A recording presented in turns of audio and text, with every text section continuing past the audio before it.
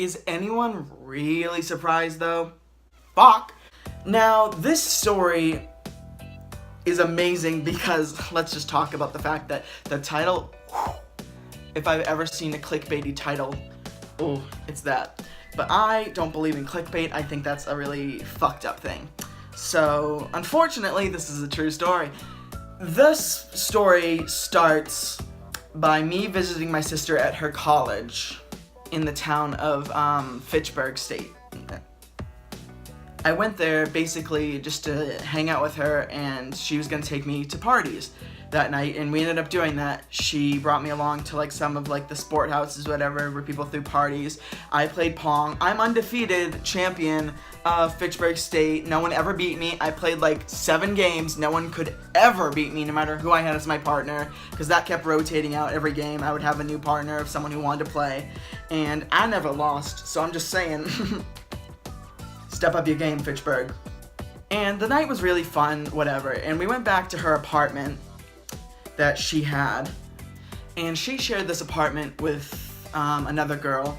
It was just them two in the apartment that they had, I believe, their junior and senior year of college.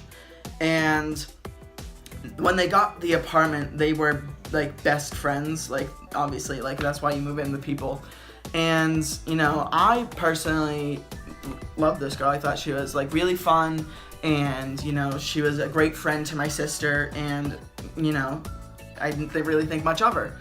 And I didn't think there was any bad blood between my sister and her, but like apparently, like she fell in with the wrong crowd, the roommate, not my sister, and like it had caused kind of like a weird tension between them. And you can call a wrong crowd what you want, like that's a matter of your opinion, but like, you know, she was making some questionable choices in the eyes of my sister. And there was tension there, and I didn't know that that was there when I was there. And so my sister's sleeping in her bed in her room, and I'm sleeping in the living room, which is between my sister's room and the roommate's room. There's the living room space or whatever, and off the living room there's also like a kitchen that goes off to a bathroom. But that doesn't matter. What matters is I'm like kind of outside both their doors on a couch trying to sleep. I hear her roommate come in, and she's like, "Hi, how you going?" I hear her roommate come in, and she's like, "Hi, how's it going?" And I'm like, "Good, you know, just trying to sleep." And she's like, "All right," and she goes into her room.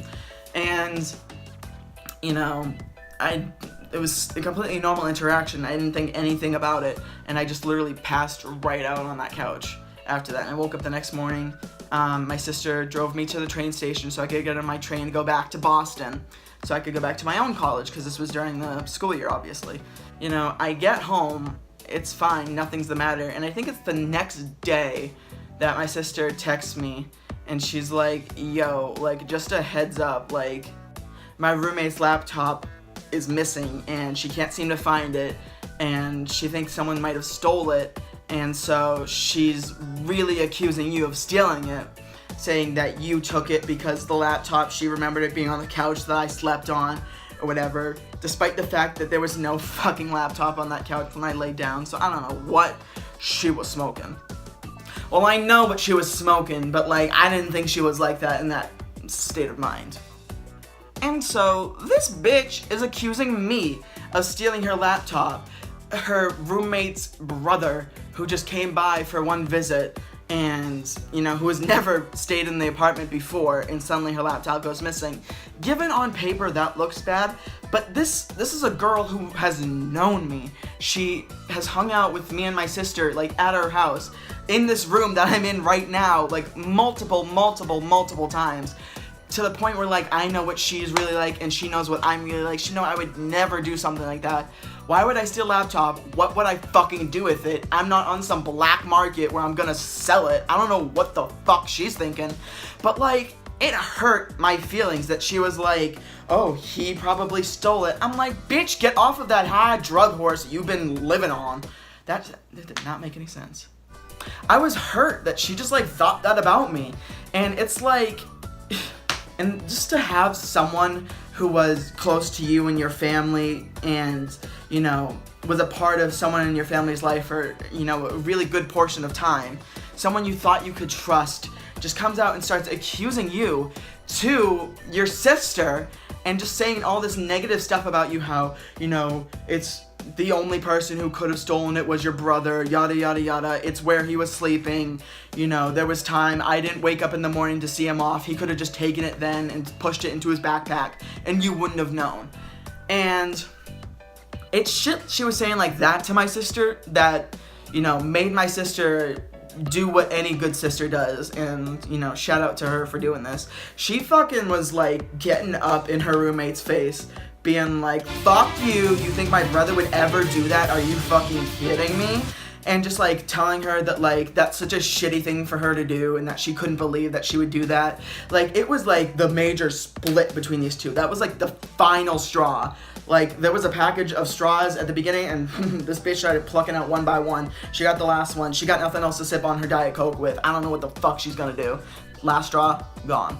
And this whore has the audacity to text me, and we're gonna put up this text right here. Look at this lies. Look at it. See it. Look at the words. Read them. Read them all. It's a lot harder to read when I'm shouting at you like this, but it's an important message, and you should read it. So I get that text message, and I'm like, alright, my sister told me this was coming. I'm not, like, really surprised, but at the same time, I didn't know that she was gonna make this a police matter. Like, sketchy ass Fitchburg, shit like this happens. Your apartment's literally like rat infested. You ain't bougie. I don't know what you trying to do. The police gonna come. The police gonna find your drugs. That's just what's gonna happen. Like, I don't know what you're on. Probably drugs. And so she says she told the police that her laptop was, you know, missing and or stolen. And she gave a report of everyone that was in the apartment at that time, aka my bitch ass and my sister. Like, wow, what a real suspect pool to pull from there, huh? So now, this is where the title comes in. I'm now a suspect in an ongoing police investigation. And apparently the cops are gonna call me any minute. Spoiler alert, they did not call me because they probably went, this bitch is fucking high as hell. We're not gonna listen to anything she fucking said. Probably one of her stoner ass friends stole it. Which is a very real possibility. So the police never called. I never got to find out, you know, what they ever did with the case. Because they never fucking contacted me. I don't know who they contacted. I don't know how much they really went into this. They might have just, like, saw the report, filed it away under the folder marked Crazy Bitches in Fitchburg. That's a wide folder. That is a fucking stack of papers. And the roommate never texted me again. And, you know, it really caused a drift between my sister and her. And they basically just, like, you know, ignored each other for the rest of the semester. Because this happened the spring semester, the senior year. Until they moved out. Which, during the move out, bitch left her mattress, which she knew she was not supposed to do, in her room. While my sister took everything out like she was supposed to.